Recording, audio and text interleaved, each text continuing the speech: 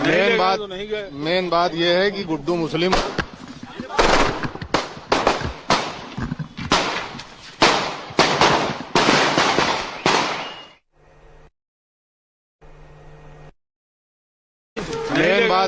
Main बात यह है कि गुड्डू मुस्लिम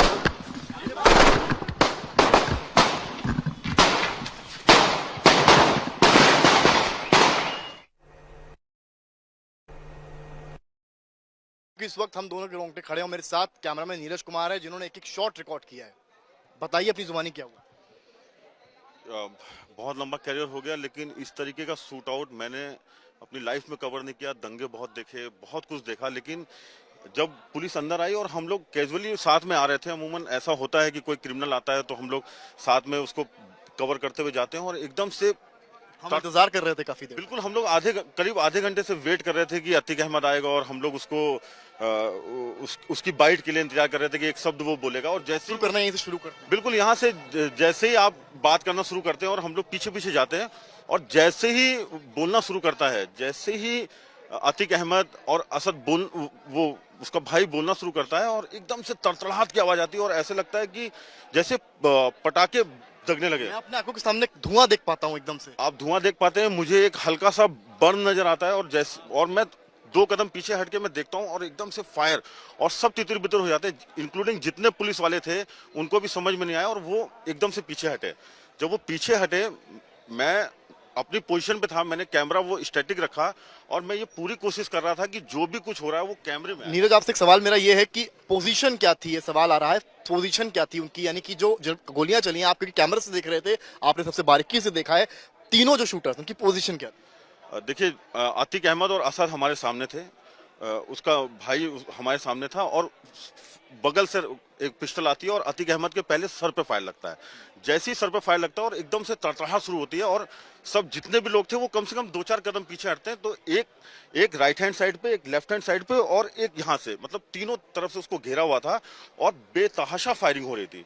इतनी फायरिंग हो रही थी कि किसी को कुछ नहीं समझ में आया, और विद इन अ सेकेंड्स जब वो फायर बंद हुआ तब उनको कैप्चर किया गया, और उन्होंने पिस्टल छोड़ी और हाथ खड़े किए, सरेंडर सरेंडर, और उन्होंने नारे लगाए, और जैसे ही सरेंडर सरेंडर उन्होंने बोला, पुलिस ने उनको पकड़ लिया, और उसमें से एक था वो लेट गया, हाथ खड़े किए, और उसके बाद वो लेट गया। उन्होंने खुद सरेंडर किया। पुलिस ने, ऐसा नहीं था कि पुलिस ने रिटेलिएट, कामयाबी नहीं थी कि वहां पर ऐसा कुछ भी नहीं था। पुलिस भी तितर बितर हो गई थी जब वो फायर, जब जिस तरह से गोलियां चल रही थी।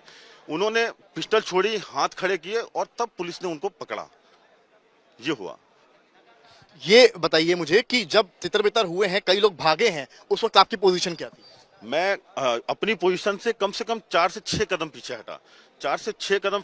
खरोच भी आई है मेरे को एक फायर बर्न थोड़ा सा हुआ है। खरोच मेरे कैमरामैन को भी आई है, क्योंकि कैमरा पकड़े थे, उनका ध्यान इस पर था कि वो आज तक के लिए एक बेस्ट फ्रेम तैयार कर सकें, क्या विजुअल कैप्चर कर सकें। अपनी बात जारी रखिए। जब मैं 4-6 कदम पीछे हटा और वो तीनों लोग मेरे फ्रेम में नजर आने लगे जो फायर कर रहे थे, मैंने अपनी जगह को होल्ड किया, और वहीं से मैंने पूरा जो मुझे लगता था कि जो बेस्ट हो सकता है अपने आप को, और उसको सेव करते हुए मैंने वहां से वो फ्रेम बनाया, और वो मुझे लगता है कि आपके जरिए आज तक पहली तस्वीर दिखा पाया जिस वक्त ये शूट आउट हुआ है। हम ही इकलौते चैनल थे जिन्होंने लाइव वहां पर।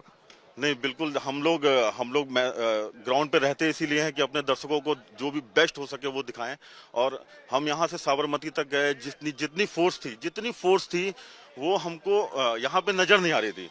सवाल ये है कि जहां पर स्पॉट है वो कैमरा एक पड़ा हुआ है और एक माइक दिख रहा है, और ये बताया पुलिस ने है कि ये उन्हीं लोग का था, वो पत्रकार के वेश में आए थे। तो कुछ अंदाजा आपको लगा था बॉडी लैंग्वेज से कोई इस तरह से अपने साथियों में आ जाए? नहीं, ऐसा कुछ नहीं था। 4-6 चैनल थे और कुछ लोकल के थे जिनको हम जब से इलाहाबाद में मैं कवर करने आता हूं, जिनको मैं देखता रहता हूं, मुझे बिल्कुल अंदाजा नहीं था कि कोई ऐसा व्यक्ति होगा।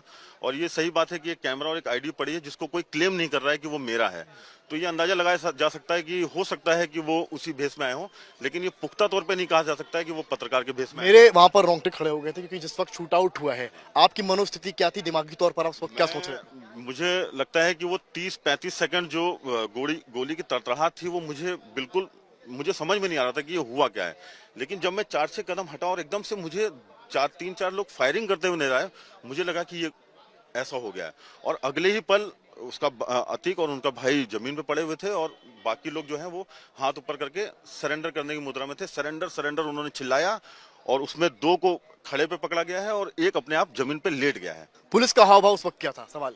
पुलिस नदारत थी, पुलिस आसपास नहीं थी। आप अगर मेरे फ्रेम में देखेंगे तो तीनों शूटर्स ने उन दोनों भाइयों को घेर के रखा हुआ है और पुलिस कहीं भी फ्रेम में नहीं है। पुलिस अपनी खुद जान बचा रही थी? बिल्कुल जान बचा रही थी, बिल्कुल जान बचा रही थी पुलिस। आपको मैंने वाइट खोल उस बात की फिक्र नहीं थी वहां कितने पत्रकार खड़े हैं? मुझे नहीं लगता है कि होगी। मुझे लगता है कि जिस तरह की गोलीबारी हुई है, सब अपनी जान बचा के भाग रहे होंगे, तो पुलिस ने भी सोचा यही बेहतर है कि पहले जान बचाई जाए, बाद में देखा जाएगा। मैंने अपना आज तक की टीम वहां पर मौजूद है। मैंने अपने कैमरे का वाइड फ्रेम खोला ताकि एक भी शॉट मेरा मिस ना हो पाए। मैंने अपनी पोजीशन ली और मैंने वाइड फ्रेम खोला और जिस तरह से था वो जो भी उस स्थिति में मैं मूवमेंट कर पाया वो मैंने किया। लेकिन पूरे फ्रेम में आप देखेंगे आप पुलिस नहीं है।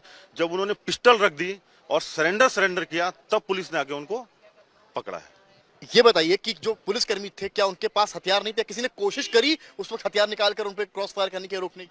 नहीं, मुझे नहीं लगता है कि किसी ने कोशिश करी, क्योंकि जब उन्होंने सरेंडर किया तो किसी के भी हाथ में मुझे पिस्टल नहीं नजर आई।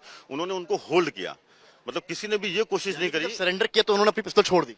बिल्कुल, उन्होंने अपना काम किया, उन्होंने अपनी पिस्टल छोड़ी, हाथ ऊपर खड़े किए और सरेंडर किया। तब जो थाना इंचार्ज है उन्होंने आके 2 लोगों को पकड़ा और एक जो खुद लेट गया था उसको पुलिस वालों ने पुलिस ने उसको प्रेस करके नीचे दबाया और तीनों को तेजी में उन्होंने जीप में डाला और जीप में डाल के ले गए। मैं ये कह सकता हूँ, अपने अनुभव से तो नहीं कह सकता हूँ, जो मैंने देखा है मैं उसके हिसाब से कह रहा हूँ। पुलिस ने बिल्कुल ये कोशिश नहीं की कि किसी तरीके से उनके ऊपर फायर किया जाए या उनको बचाया जाए। ये बिल्कुल कोशिश नहीं हुई।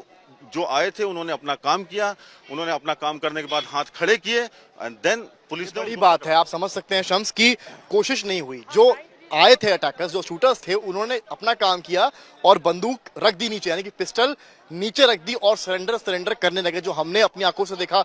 नीरज कुमार ने अपने कैमरे में। आप देख रहे हैं the voice of Bihar news. Subscribe करें यूट्यूब चैनल, लाइक और फॉलो करें ट्विटर, इंस्टाग्राम और फेसबुक पेज को।